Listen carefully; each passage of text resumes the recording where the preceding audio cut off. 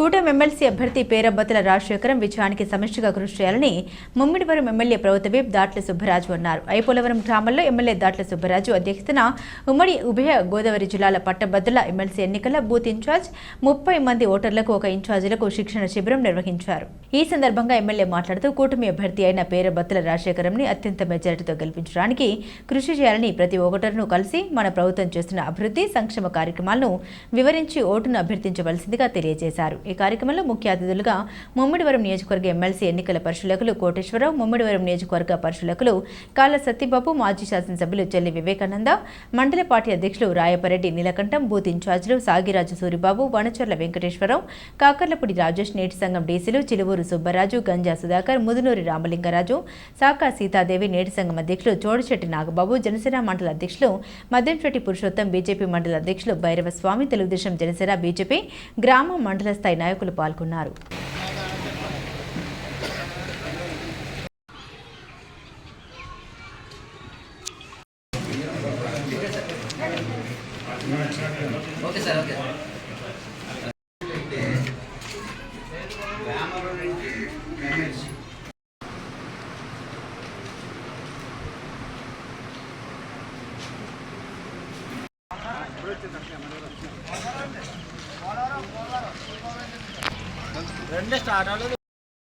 మన నియోజకవర్గంలో మన ఐపోలవరం మండలంలో 4 బూతులు ఉంటాయి. 4 బూతులకి 4 ఇన్ఛార్జీలు వేసుకున్నాం మనం. అదేవిధంగా నీలకంఠేశ్వరరావు, వెంకటేశ్వరరావు, సూరిబాబు, రాజేష్ 4 బూతులు. ఒక్కొక్కరికి 600 ఓట్లు ఉన్నాయి. మరి వారి కింద 30 ఓట్లకి ఒకరిని ఇన్ఛార్జిగా పెట్టుకున్నాం.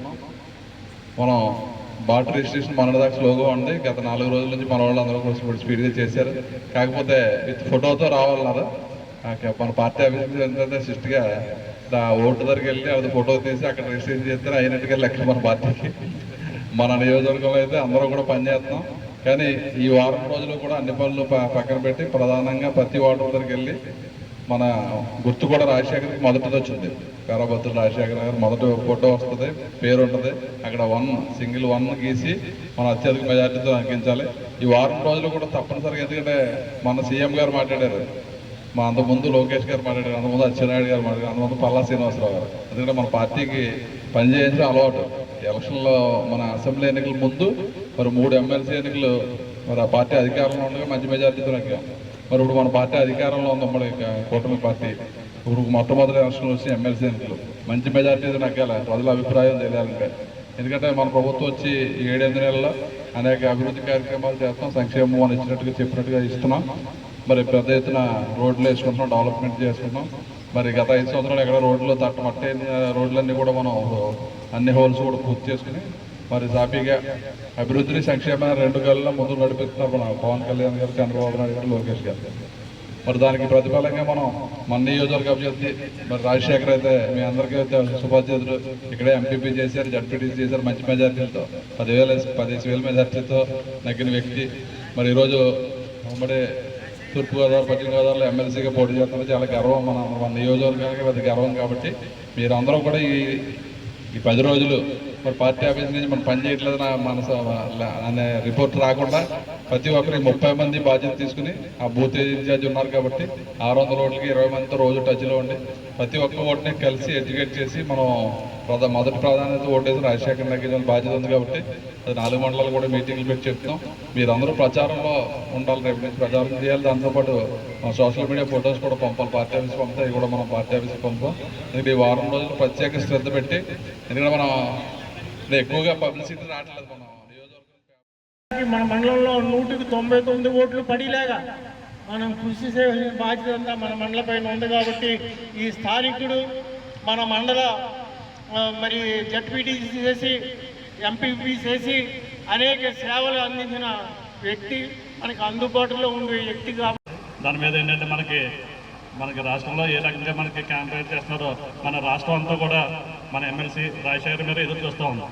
అంటే ఎలక్షన్ ఎలా చేస్తారో, ఎంత మెజార్టీ తేగలను, ఎంత మెజార్టీతో రాజశేఖర్ నెగ్గుతాం అనేసి రాష్ట్రం, అలాగే మన ముఖ్యమంత్రి, గౌరవ ముఖ్యమంత్రి గారు చంద్రబాబు నాయుడు గారు, లోకేష్ గారు కూడా నిన్న కూడా మీటింగ్లో లోకేష్ గారు కూడా మన ప్రతి చోట కూడా స్టేట్ వైజ్ అంతా ఎలక్షన్ చూస్తుంది. కాబట్టి మనం ఎందుకంటే గతంలో మన శాసనసభ్యులు అప్పుడు అసెంబ్లీ ఎలక్షన్ చేసి ఉన్నాం.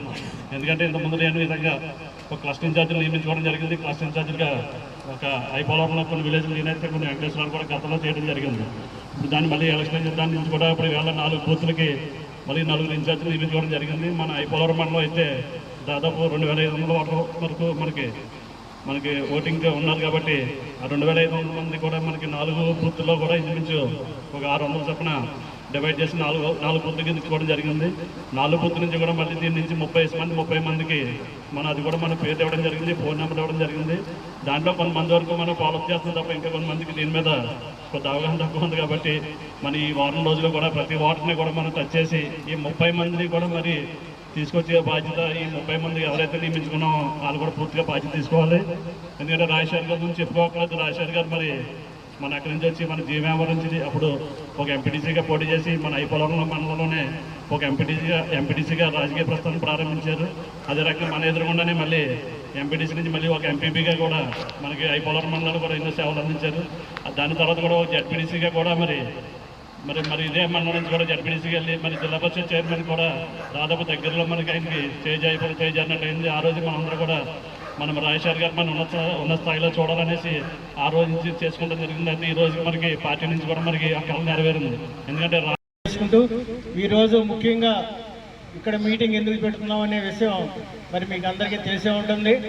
రేపు 27వ తారీఖున మన ఎమ్మెల్సీ ఎలక్షన్లో జరుగుతున్నాయి.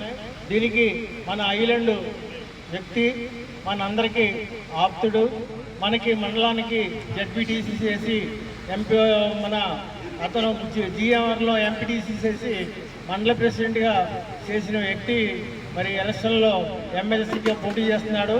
ఈ యొక్క మీటింగ్కి మరి ముఖ్య అతిథిగా వచ్చేసిన పెద్దలు గౌరవనీయులు మన ఎమ్మెల్యే గారు సుబ్బరాజు గారికి, అలాగే ఎక్స్ఎమ్మెల్యే చెల్లి వివేకానంద గారికి, అలాగే మాజీ మార్కెటింగ్ చైర్మన్ కోటేశ్వరరావు గారికి, అలాగే సత్యబాబు గారికి, వేదిక పైన పెద్దలు అతిరిక్త మహారథులు, ఇక్కడికి విచ్చేసిన సోదరులందరికీ కూడా హృదయపూర్వకమైన ధన్యవాదాలు తెలియజేసుకుంటూ మరి మీరందరూ కూడా ప్రతి 30 ఓటర్స్కి ఒక వ్యక్తిని నియమించుకోవడం జరిగింది.